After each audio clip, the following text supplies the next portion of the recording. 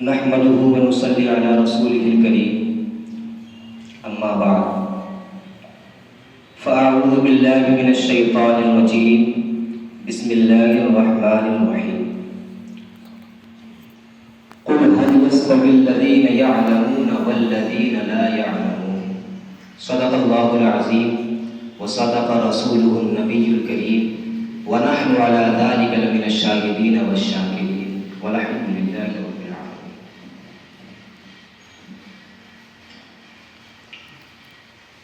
أيها الإخوة الأكارم الأفاضل،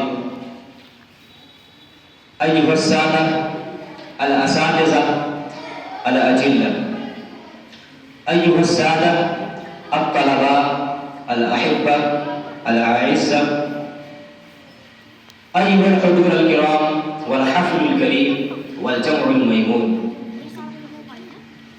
كوكبة من علماء أساتذتنا الكرام من هذه المدرسة، سلام من الله عليكم جميعا ورحمة من لدنه وبركاته. وعليكم السلام ورحمة الله تعالى وبركاته.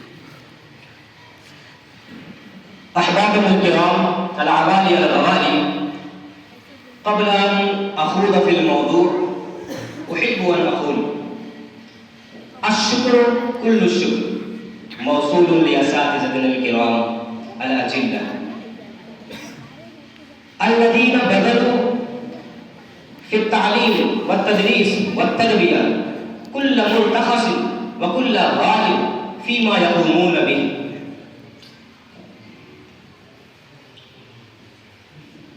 الآن أريد أن نصلي الصلاة على رسول الله صلوات الله وسلامه. صلوا بصوت عالي. اللهم صل على سيدنا اللهم صل على سيدنا شفيعنا حبيبنا مولانا محمد وعلى آله وصحبه الكرام وبارك وسلم صلاة وسلام عليك يا رسول الله صلى الله عليه وسلم. قرأت بعد الخطبة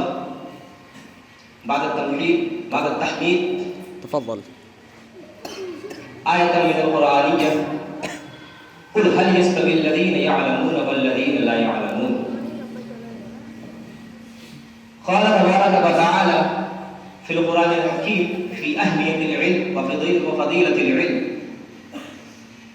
قال تبارك وتعالى في مقام آخر: اقرأ باسم ربك الذي خلق. وأيضا قال رسول الله صلى الله تعالى عليه وسلم في أهمية العلم وفضيلة العلم: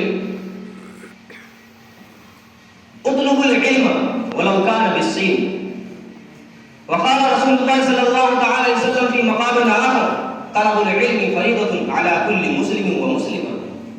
وفي مقام آخر: من سلك طريقا يلتمس فيه علما سهل الله له إلى الجنة. أحبابنا الكرام، أيها الإخوة في الإيمان، أحب أن أقول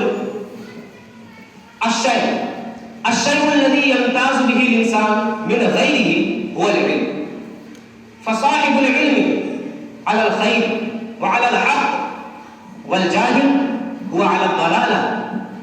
إن الله علم، إن العلم نور، والضلالة هو ظلام.